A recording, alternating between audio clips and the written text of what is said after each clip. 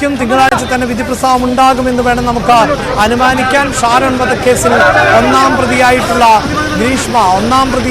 ഗ്രീഷ്മയെ കോടതിയിലേക്ക് കൊണ്ടുപോകുന്നതിന്റെ ദൃശ്യങ്ങളാണ് കാണുന്നത്. ബഹുമാനപ്പെട്ട കോടതി ഒന്നാം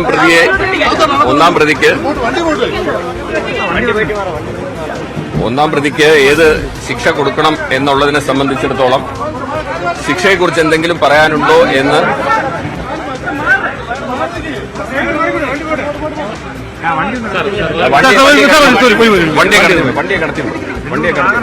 അല്പസമയത്തിനകം പ്രോസിക്യൂഷന്റെ പ്രതികരണം എന്ത് എന്നതാണ് ഇന്ന് കോടതിയിൽ നടന്നത്. എന്ന് പ്രോസിക്യൂഷൻ അല്പസമയത്തിന് രാവിലെ കോടതി കൂടിയപ്പോ ഈ ശിക്ഷയെക്കുറിച്ച് എന്തെങ്കിലും പ്രതിക്ക് പറയാനുണ്ടോ എന്നുള്ളത് അത് നിയമപരമായിട്ട് കോടതി ചോദിക്കേണ്ടതാണെന്ന് ചോദിച്ചു. അപ്പോ ഗ്രീഷ്മ കോടതിയോട് പറയാനുണ്ട് എന്നുള്ള ഒരു കാര്യമാണ്. MA ലിറ്ററേച്ചർ ഡിസ്റ്റിങ്ഷനോടുകൂടി പാസ്സായി എന്നും മുമ്പ് മറ്റ് ക്രിമിനൽ പശ്ചാത്തലമൊന്നും ഇല്ല എന്നും അതുപോലെ തന്നെ പാരന്റ്സിന് ഒറ്റ മകളാണെന്നും അതുകൊണ്ട് മറ്റ് ശിക്ഷ വളരെ കുറഞ്ഞ അതായത് ഈ നിയമം അനുശാസിക്കുന്നതിൽ വെച്ച് ഏറ്റവും കുറഞ്ഞ ശിക്ഷ തരണം എന്ന് മാത്രമാണ് ഗ്രീഷ്മ പറഞ്ഞത്.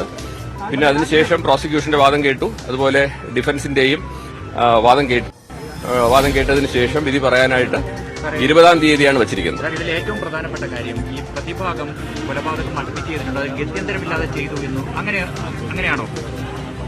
അതായത് ഇപ്പോ ഇത് ഒരു മർഡർ നടന്നു എന്നാണ് കോടതി കണ്ടെത്തിയിരിക്കുന്നത്. അപ്പൊ അതുകൊണ്ട് അത് ഒരു ജസ്റ്റിഫയബിൾ മർഡർ ആയിട്ട് മാത്രമേ കരുതാവൂ. അതുകൊണ്ട് ഒരു കാരണവശാലും ക്യാപിറ്റൽ പണിഷ്മെന്റ് കൊടുക്കരുത് എന്നാണ് പ്രതിഭാഗം വാദിച്ചത്. അതിന്റെ പ്രധാന കാരണം വീണ്ടും ഗ്രീഷ്മയ്ക്ക് ഒരു ചിന്തനമുണ്ടായിട്ട് ഒരു നന്നാവാനുള്ള ഒരു റിഫർമേഷന് വേണ്ടിയിട്ടുള്ള ഒരു അവസരം കൊടുക്കണമെന്നാണ് പ്രതിഭാഗം വാദിച്ചത്. ഈ വാദങ്ങളൊക്കെ തന്നെ ഷാരോണാണ് ഒരു സാഹചര്യത്തിൽ അത് ഉണ്ടാക്കിയത്. അതായത് സാഹചര്യം ഉണ്ടാക്കിയത് ഷാരോണാണ് പ്രതിഭാഗത്തിന്റെ ഒരു ആരോപണം. അതായത് തീർച്ചയായിട്ടും അങ്ങനെ ഒരു ആരോപണം ഇന്നത്തെ വാദത്തിൽ പറഞ്ഞിരുന്നു. കാരണം അതില് അവരൊരുമിച്ച് കഴിഞ്ഞ സമയങ്ങളിൽ ചില ഫോട്ടോഗ്രാഫുകൾ എടുത്തിരുന്നു എന്നും ആ ഫോട്ടോഗ്രാഫുകൾ ഉപയോഗിച്ചിട്ട് ഏതെങ്കിലും രീതിയിൽ മിസ്യൂസ് ചെയ്യാൻ സാധ്യതയുണ്ട് എന്നുള്ള ഒരു കാരണത്തിൽ ആത്മഹത്യ അല്ലാതെ വേറൊരു മാർഗമില്ല എന്നൊരു സാഹചര്യത്തിൽ അതിന് ശ്രമിച്ചു എന്നും പിന്നെ കൂടാതെ ഷാരോണിനെ ഒഴിവാക്കേണ്ടുന്ന ഒരു ജസ്റ്റിഫയബിൾ മർഡർ എന്നുള്ള രീതിയിലാണ് പ്രതിഭാഗം ആരോപിച്ചത്. ബാക്കി നമുക്ക്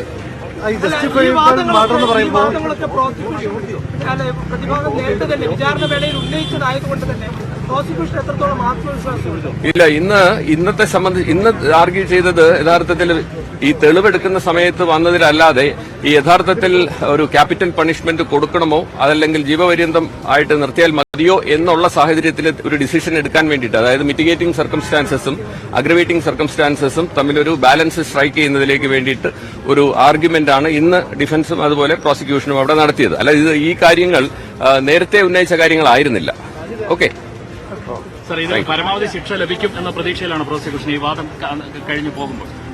കഴിഞ്ഞു പോകുമ്പോഴത്തേക്ക് തീർച്ചയായിട്ടും ഒരു നല്ലൊരു സന്ദേശം സമൂഹത്തിന് ലഭിക്കത്തക്ക രീതിയിലുള്ള ഒരു വിധി ഉണ്ടാകുമെന്നാണ് പ്രോസിക്യൂഷൻ പ്രതീക്ഷിക്കുന്നത്. ഈ ഒരു പ്രണയത്തെ ഇല്ലാതാക്കി എന്ന് പറയുന്നുണ്ടല്ലോ. അതെ. ഇത് അങ്ങനെ ഒരു മോശം സന്ദേശം കൊടുത്ത ഒരു കൊലപാതകം എന്നാണ് സാർ ഉദ്ദേശിക്കുന്നത്? അതായത് ഈ പ്രണയം എന്ന് പറയുന്നത് വളരെ പരിപാവനമായിട്ടുള്ള ഒരു കാര്യമായിട്ട് കാണുകയും ഈ ഷാരോൺ രാജിന് പ്രണയം നടിച്ച് വിശ്വാസവഞ്ചന നടത്തി വിളിച്ചു വരുത്തി ഒരു കൊലപാതകം നടത്തി എന്നുള്ള നിസ്സംശയം കോടതിയിൽ സാഹചര്യ തെളിവുകൾ കൊണ്ട് തെളിഞ്ഞിരിക്കുന്ന ഒരു കേസാണ്. അപ്പോൾ അങ്ങനെ വന്നിരിക്കുന്നത് യഥാർത്ഥത്തിൽ ഈ ഒരു പരിപാവനമായിട്ടുള്ള ഈ പരിശുദ്ധ പ്രണയം എന്ന കൺസെപ്റ്റിനെ തന്നെ കൊല ചെയ്തിരിക്കുന്നു എന്നുള്ളൊരു അഭിപ്രായം കൂടി പ്രോസിക്യൂഷൻ അവിടെ പറഞ്ഞു. അങ്ങനെ അതിലൂടെ ഈ ഷാരോൺ രാജിനെ മാത്രമല്ല ഈ പരിശുദ്ധ പ്രണയം എന്ന കൺസെപ്റ്റിനെ കൂടെ ഈ യുവാക്കളുടെ ഇടയിലും അല്ലെങ്കിൽ സമൂഹത്തിന്റെ ഇടയിലും അതൊരു കൊല നടത്തി എന്നുള്ളൊരു വാദം കൂടി പ്രോസിക്യൂഷൻ അവിടെ ഉന്നയിച്ചു. Thank you. പ്രോസിക്യൂഷൻ ഇന്നുന്നയിച്ച വാദങ്ങളെ സംബന്ധിച്ച പ്രതികരണമായിരുന്നു ഇപ്പോൾ